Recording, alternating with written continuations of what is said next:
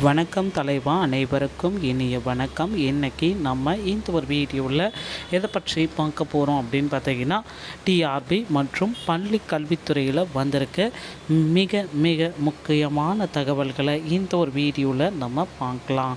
So நீங்கள் நம்முடைய சேனலை முதல் முறையாக பார்க்குறீங்க அப்படின்னா மறக்காமல் ஒரு சப்ஸ்கிரைப் அண்ட் பெல்லில் கிளிக் பண்ணி வச்சுக்கோங்க. வாங்க கைஸ், வீடியோக்குள்ளே போகலாம்.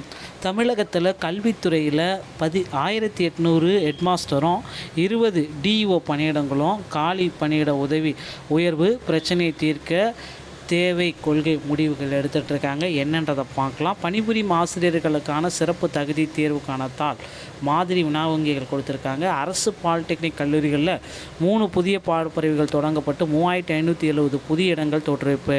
தமிழ்நாடு அரசு இந்த செய்தியை வெளியிட்டிருக்காங்க. கல்வித்துறையில் புதிய அறிவிப்புகள் எப்பொழுது வரும்? ஸோ எஸ்ஜிடியோடைய இடைநிலை ஆசிரியர்களுக்கு உண்டான அரசு பள்ளிகளில் எப்போ நியமிக்க போகிறாங்க?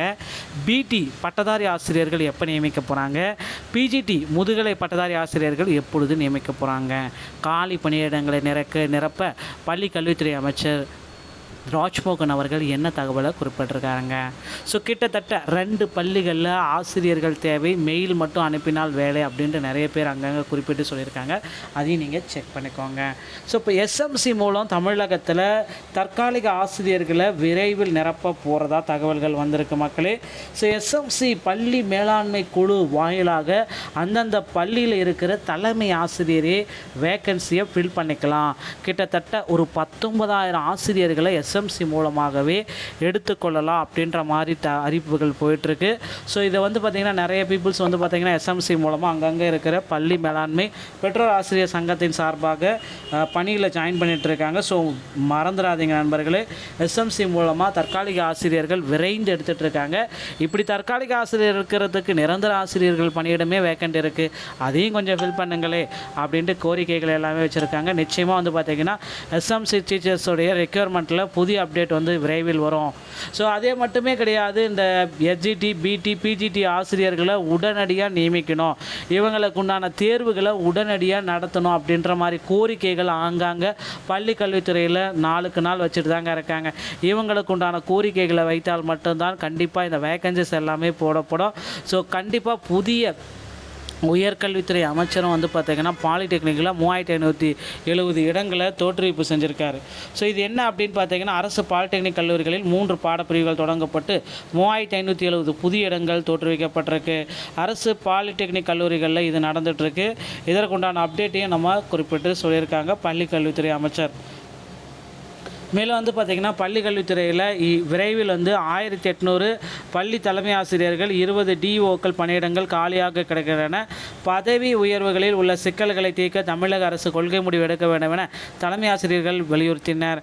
கோடை விடுமுறை முடிந்து ஜூன் 4 பள்ளிகள் மீண்டும் திறக்கப்பட உள்ளன. மாணவர்களுக்கான நலத்திட்டங்கள் தயாராக இருப்பதாகவும் மாணவர் சேர்க்கை இந்த ஆண்டு அதிகரித்துள்ளதாகவும் கல்வி அதிகாரிகள் தெரிவித்துள்ளனர். ஆனால் இந்த திட்டங்களை வழங்கி முறைப்படுத்த வேண்டிய முக்கிய பொறுப்பு தலைமை ஆசிரியருக்கு உள்ளது. இப்பணியிடங்கள் மேல்நிலையில் 300, உயர்நிலையில் 700, தொடக்க நடுநிலையில் 800, மொத்தம் 1800 கிடப்பது சர்ச்சையை கிளப்பியிருக்கு. நீதிமன்ற வழக்கு காரணமாக தொடக்க உயர்நிலை பள்ளிகளில் பல ஆண்டுகளாக நிரப்பப்படாத நிலைக்கு காரணம் கேட்டால் நீதிமன்றத்தில் வழக்கு உள்ளது என அதிகாரிகள் சாதுரியமாக தெரிவித்து அதிமுக திமுக ஆகிய 2 ஆட்சியிலும் காலத்தை கடத்தினர். இப்போ விஜய் தலைமையிலான தாவேக ஆட்சி அமைத்த பின்னரும் அதே நிலை நீடிக்கும் சூழல் ஏற்பட்டிருக்கிறது. எனவே பதவி உயர்வு பணபலன் போன்ற காரணங்களுக்காக பாதிக்கப்பட்டோர் நீதிமன்ற வழக்கு தொடர்ந்தால் அவர்களை பழிவாங்கும் போக்கு கல்வித்துறையில் அதிகம் உள்ளது. இதனால் தான் நீதிமன்ற உத்தரவு வரை நிறைவேற்றாமல் அவமதிப்பு வழக்குகளை துறை அதிகம் சந்தித்து வருகிறது.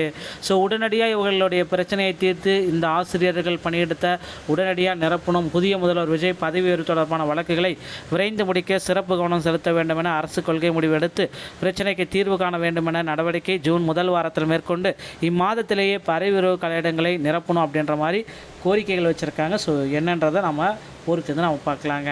அடுத்து இந்த எஸ்ஜிடியுடைய இடைநிலை ஆசிரியர்களுடைய பாலி பணியிடங்களை நிரப்ப போகிறாங்க.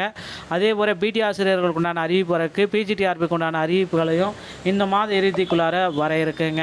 ஸோ நீங்கள் பார்த்தீங்கன்னா இப்போ பார்த்தீங்கன்னா உடனடியாக உங்களுடைய ஸ்டடீஸ் எல்லாமே ஸ்டார்ட் பண்ணிக்கோங்க. டெட் தேர்வுக்கு உண்டான அறிவிப்புகளும் வர இருக்குது, காமன் டெட்டு. ஸோ முதல்வர் விஜய் அவர்கள் ஆசிரியர்களின் கோரிக்கைகளை ஏற்று 149 ஜிஓ மற்றும் நியமன தேர்வு ரத்து ஆணையை விரைவில் வெளியிருப்பார் அப்படின்றது எதிர்பார்க்கலாம். 2013-17 டெட்டில் பாஸ் பண்ணவங்களுக்கான போஸ்டிங் போடுவார்ன்றதை எதிர்பார்க்கலாம். டிஆர்பி மற்றும் பள்ளி கல்வித்துறை சொந்தமான செய்திகள் அனைத்தையும் உடனுக்குடன் பெற நீங்கள் நம்முடைய சேனலோட இணைந்திருங்கள். மீண்டும் நல்ல தகவலுடன் நான் உங்களை சந்திக்கிறேன். நன்றி, வணக்கம்.